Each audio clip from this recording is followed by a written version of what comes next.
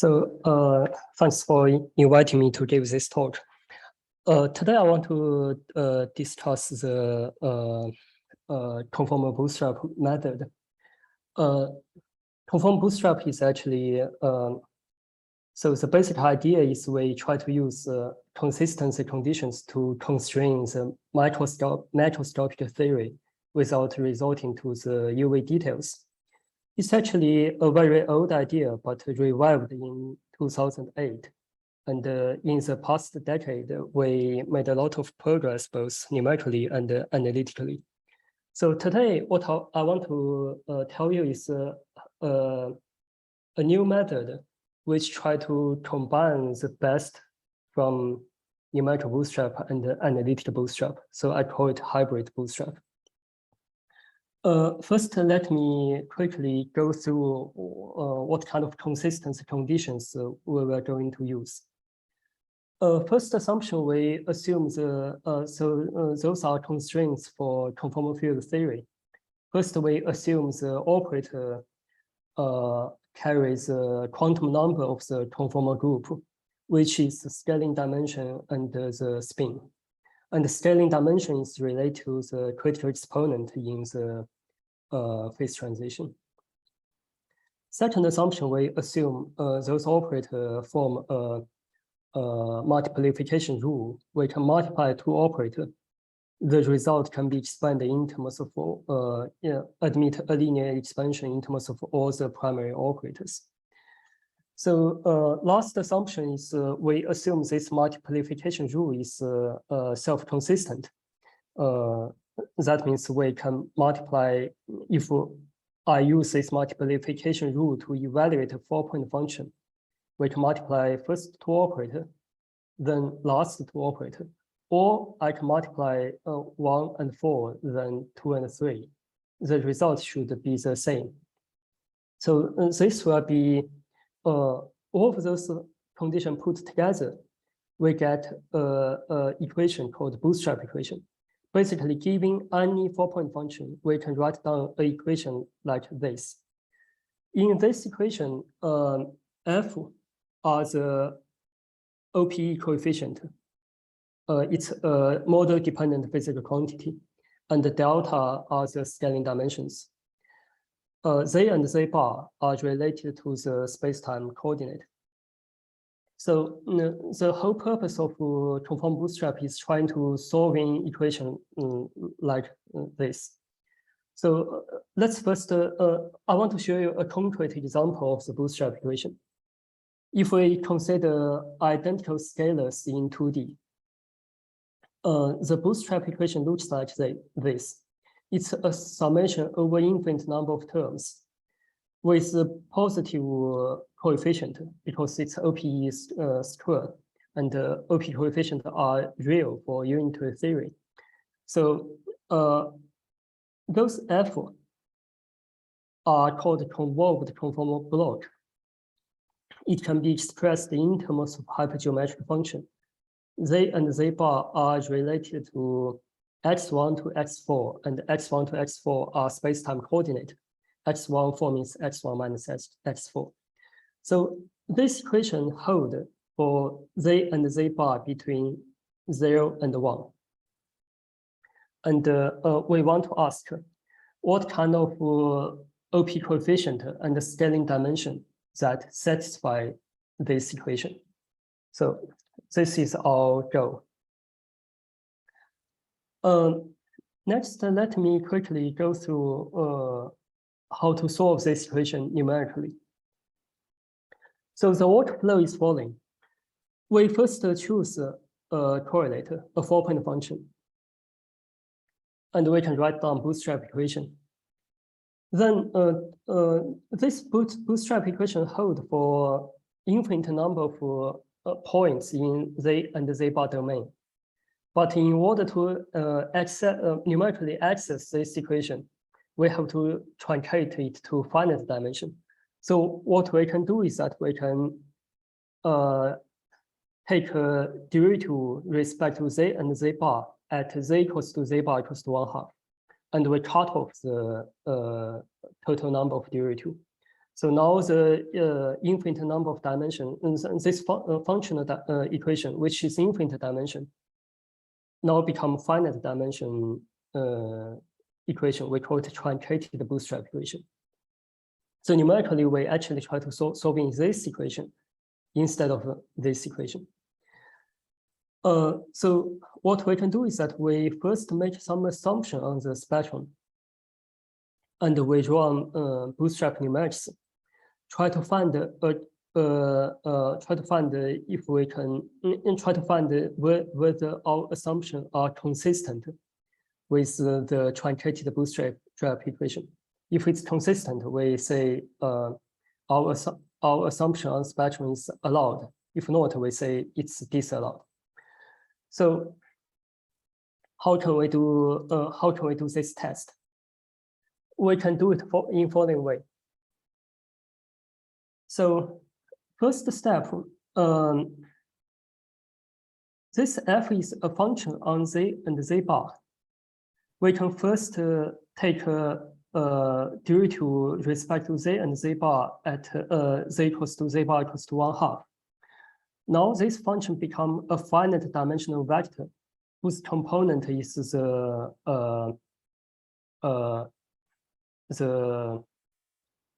Taylor expansion coefficient.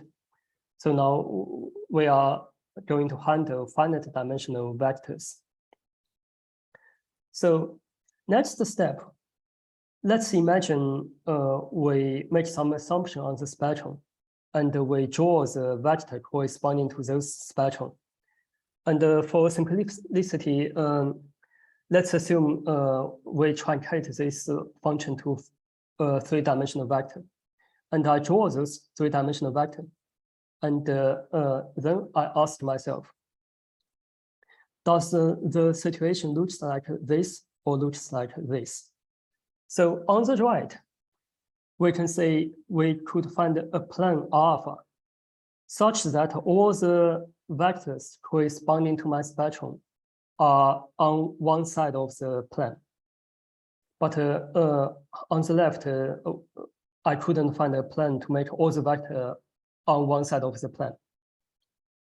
So if I can find this plane, that means if I sum up those vectors, which are f here, with positive coefficient, no matter which positive coefficient I choose, the result will be always positive in the normal direction of this plane, right? Therefore, that means it's impossible I sum up those vectors and I get zero. So if I can find this plane, my conclusion is that this equation cannot hold, because no matter what I do, it will be always positive. It cannot be zero. But if the situation is this case, then it's possible. So in a more mathematical language, that means I want to find a functional alpha, which eat a function on z and z bar, give me a real number. If I can find this functional such that the functional acting on all the f give me a positive number, then I know this equation cannot hold. If I couldn't find such alpha, then the equation could hold. So this problem can be translated to semi-definite program and can be numerically solved. Next, let me show you some result in the last few years. If I choose bootstrap equation from those correlator, and I truncate the equation up to 43 derivatives, and for the spectrum, if I assume sigma and epsilon are the only two relevant scalars, then I can I can go through this test. Basically, I can assume delta sigma and delta epsilon takes certain number. Plugging this number into the truncated bootstrap equation, it becomes a semi-definite program. And I can ask whether my assumption on delta sigma and delta epsilon have a contradiction with the truncated bootstrap equation. So if you actually run the numerics, the conclusion is that inside this small island, you couldn't find that alpha. Therefore, it's consistent. But outside this island, everywhere, you can explicitly construct that functional alpha. And that means you can exclude everywhere except this small island. So from here, you can read off the scaling dimension for sigma and epsilon, and this is by far the most precise estimation on 3D Ising model. So it's done by Cross Poland, Simon Staffing, and Rich in 2016. Next, I want to show you a few work I did. So in 3 dimensions, the slightly more complicated CFT than Ising model is the 3D super-Ising CFT.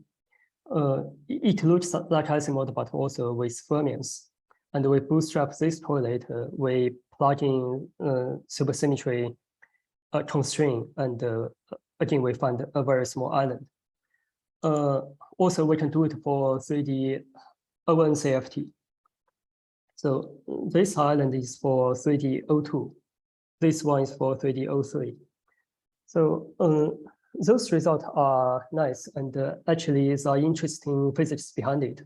It can actually tell us important fact about the real material.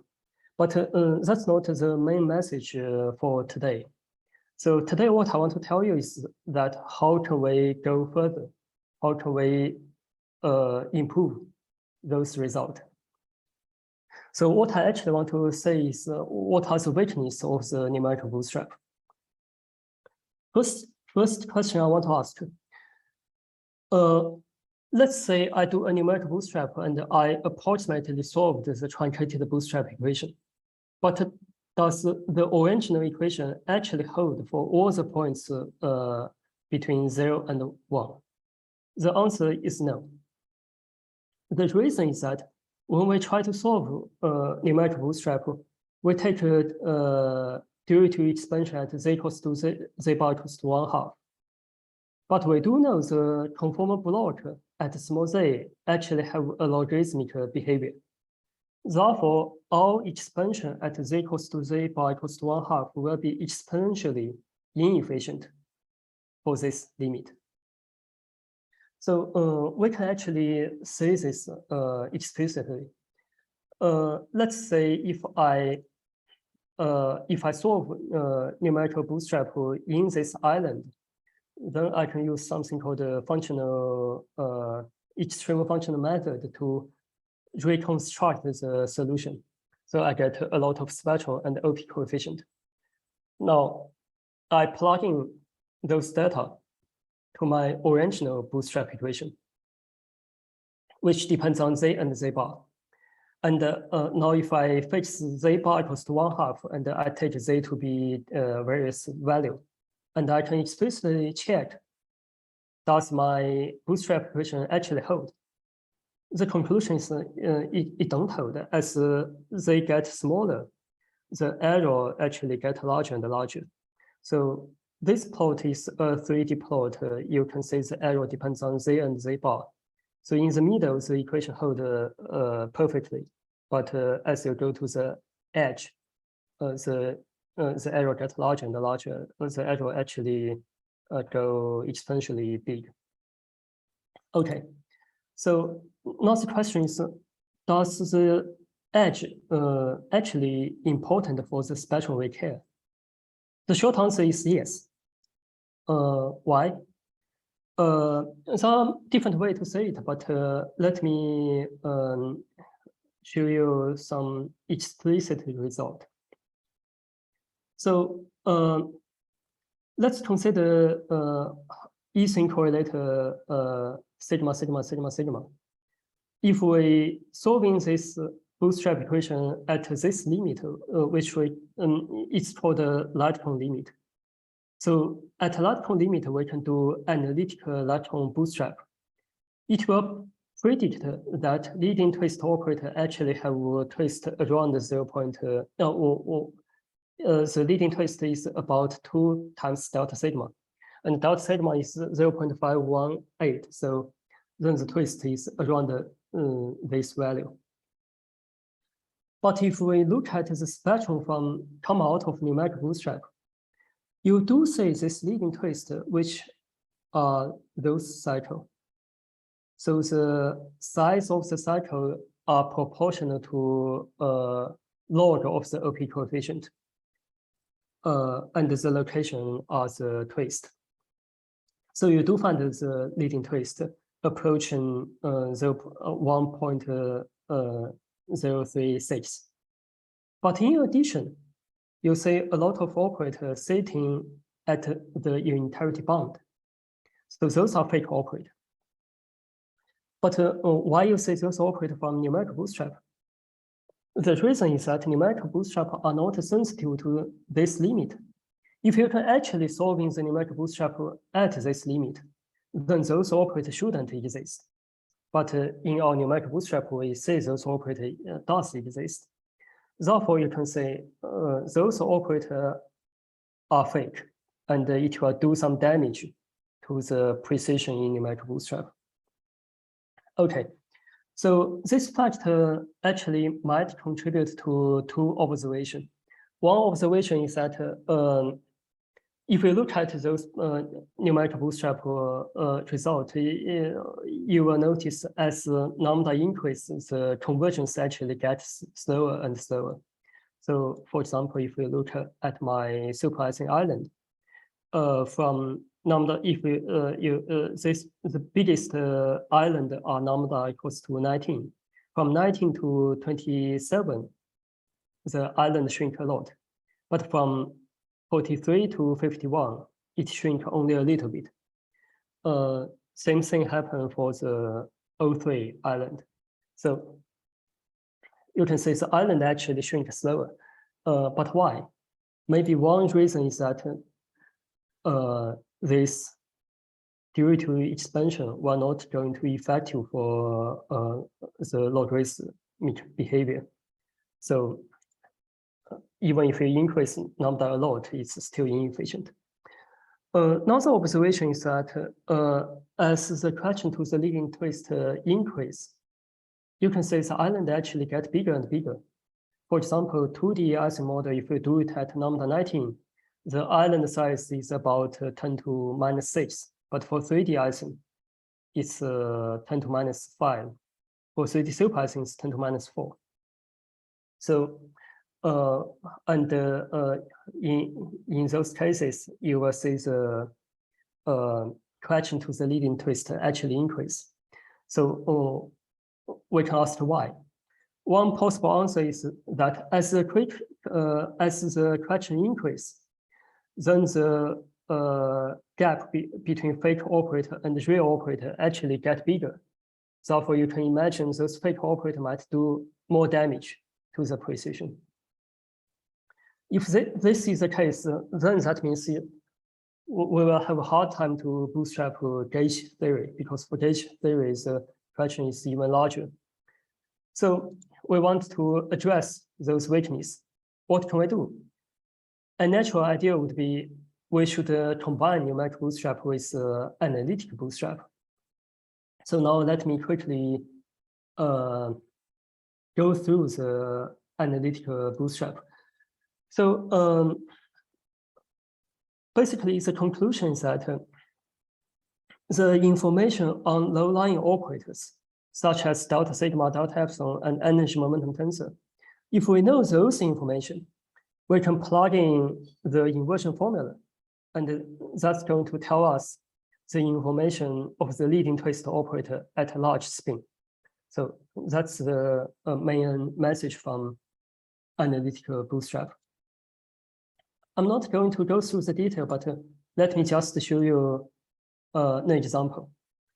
So for Ising model, if I know delta sigma, delta epsilon, and these two OP coefficient, then I can predict the leading twist, the scaling dimension of the leading twist, using those information. So if you plug in those numbers to this complicated equation and solve it, you get the scaling dimension of the leading twist. This is a comparison from the numerical bootstrap with analytic bootstrap. So the horizontal axis are the spin. Vertical axis is the correction. So the delta n are this term, which is the correction to the generalized free theory. So the vertical axis are correction from numerical bootstrap divided by analytic bootstrap minus 1. So if it's 0, it means numerics and analytics actually match each other. So if we look at this plot,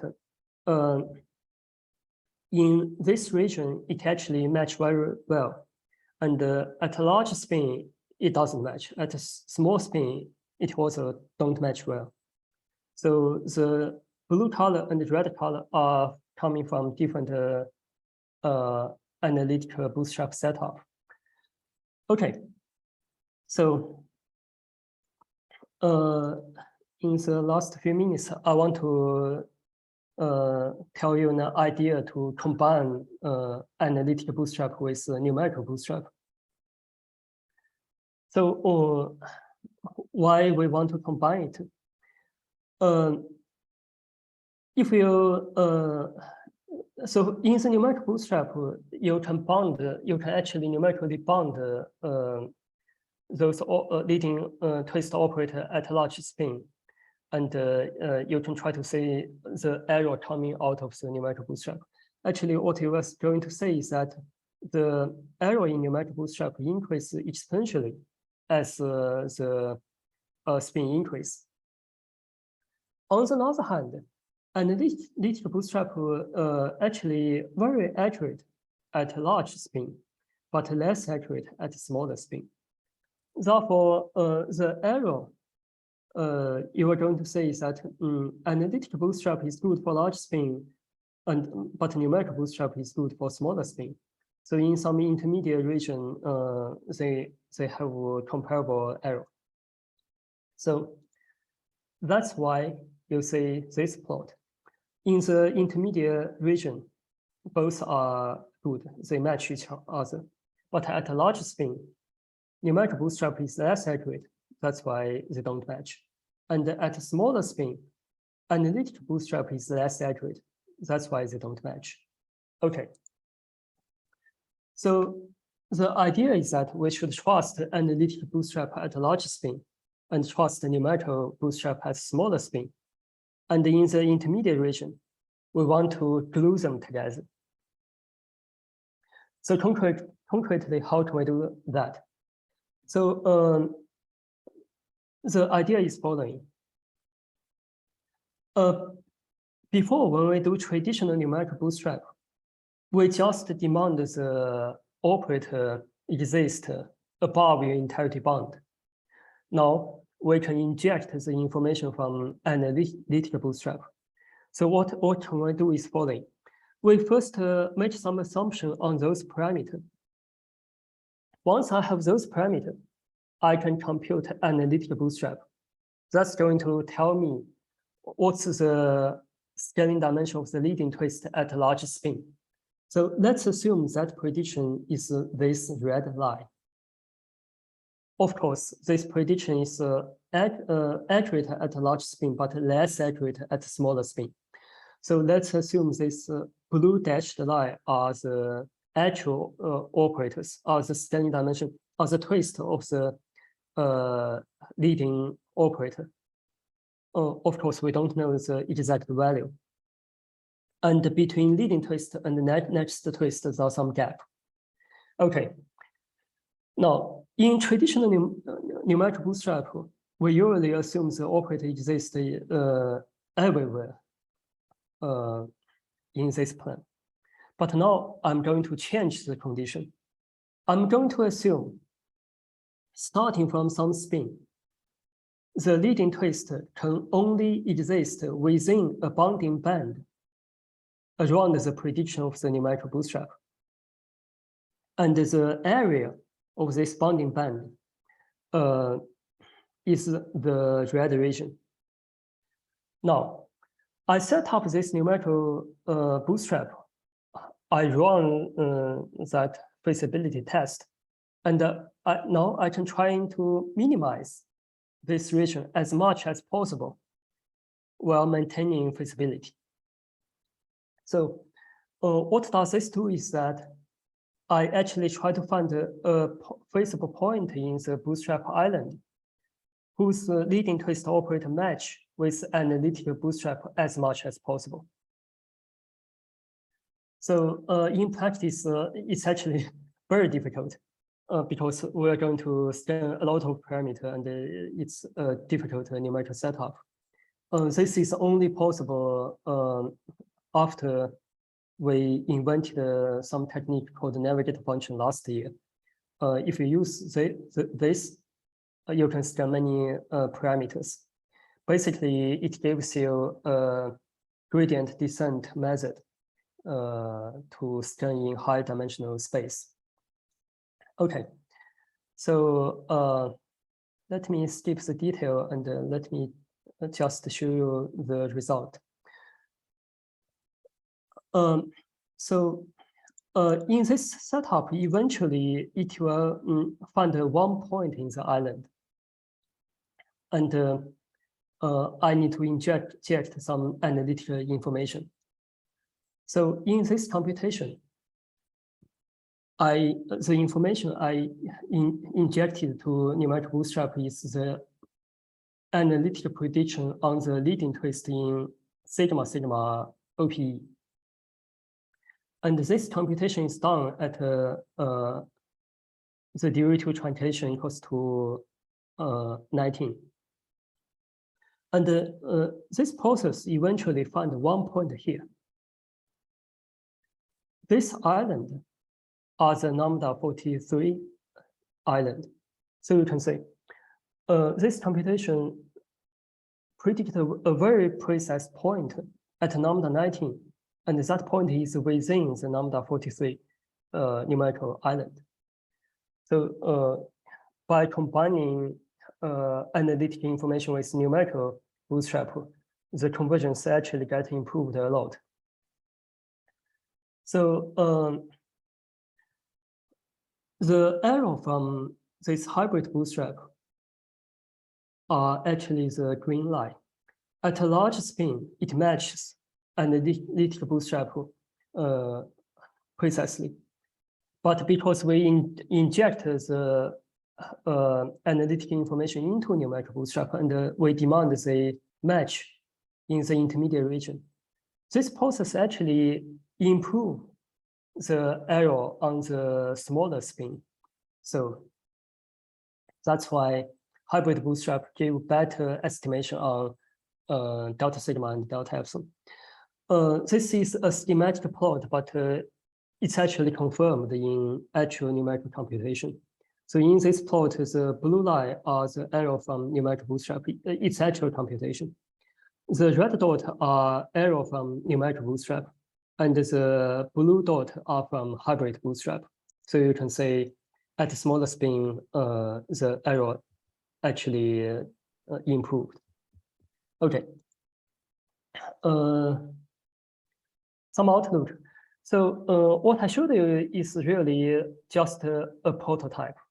There are many things we need to improve. One is that how can we estimate error from this? So this point will carry some error, and we need to find a method to improve the error. And also, in that computation I showed you, I only used the analytic prediction on the leading twist in sigma channel. But actually, we have a lot of other analytical predictions. For example, the leading twist in sigma epsilon channel, and also the OP coefficient. So we have to find a systematic way to use multiple analytical information. and we also have to compute this hybrid bootstrap at much larger lambda, try to get best result we can. So there are many things to do, but I hope once this method become mature, it probably can push the computation for many models even further. And for those models we couldn't do in the past, with this method, we might be able to do it. Okay, thank you. In the last minute, I just want to show you the actual computation. So this is the actual computation. I start with that point, and doing this computation,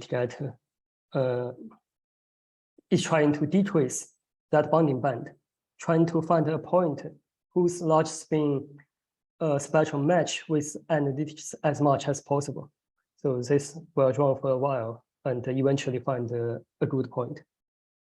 Okay, thank you. Thank you.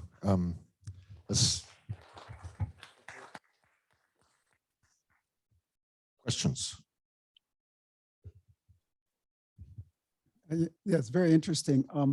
At the numerical bootstrap level, I've always wondered why people took derivatives at z equals a half. As you point out, you have to really think about the whole z space between 0 and 1, right? So yes. You could sample that space in different ways. You could have a different integral over something. Yes. Derivatives are like putting in a weight functions, which are derivatives of a delta function, right?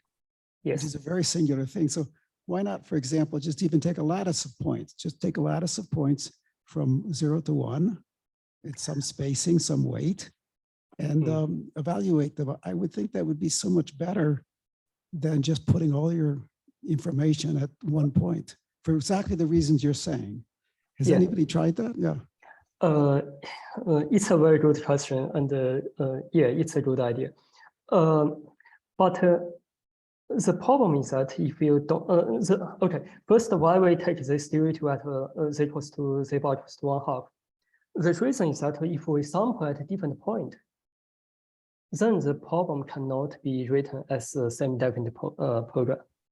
And it will be much, much harder to solve it. But you can still try to solve it, actually. I guess that I didn't understand that problem. So can you tell me why you can't convert it into a semi-definite? Oh, I mean, each point okay. is a valid constraint, right? Yeah, but in order to convert to a semi-definite program, we have to, so first, the block is a very complicated function. We have to approximate the block as a polynomial. So it will have a non-polynomial part and a polynomial part. If we do derivative at z equals to z bar equals to 1/2, then the non-polynomial part will be uniform, and we can throw that away. And the polynomial part can be written as semi-definite program. I mean, this is just a problem of not knowing the conformal block well enough, right? No, it's not just that. If we do it at a different point, if the non-polynomial part is not uniform, not the same for different points, yes, then we cannot we don't know how to rewrite this to semi-definite program. Okay, well, it sounds very technical, but I'd like to hear more about it, but I don't want to. Yeah. So let me try to answer your second question. Why don't we can still try to discretize? Even the non-polynomial part is complicated. We can still plug in delta and try to discretize in the delta space. Yes. That's possible. And that's called outer limit approximation. In principle, that could work. But we haven't pushed that as much as possible. It's actually a good idea. Roughly speaking, you're making a polynomial approximation from the origin, which is getting worse and worse towards 0 and 1. So, I mean, I think that's sort of the problem. Part of the problem. I mean, what else you did is very good and well. But the point is you're getting worse and worse extrapolation to where you know it's not a polynomial. Yeah. Any other questions?